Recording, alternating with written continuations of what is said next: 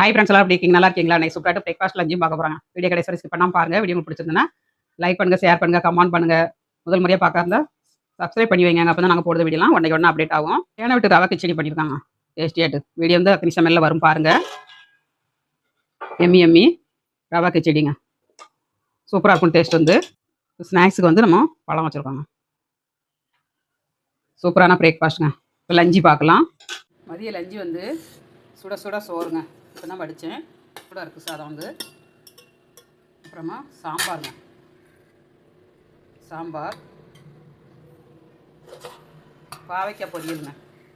அப்புறமா கீரை அவிச்சு வச்சுருக்கேன். சூடாக இருக்குது. கொஞ்சம் ஆற விட்டு நம்ம கடத்தி சாப்பிடணுங்க. மதிய லஞ்சுக்கு சாப்பிடும்போது கடத்தி சாப்பிட்டோம்னா டேஸ்ட்டாக இருக்கும். அதனால் அவிச்சு வச்சுருக்கேன். அப்புறமா தயிர் வச்சுருக்காங்க. சூப்பரான லஞ்சும் பிரேக்ஃபாஸ்ட்டும் பார்த்தாச்சு.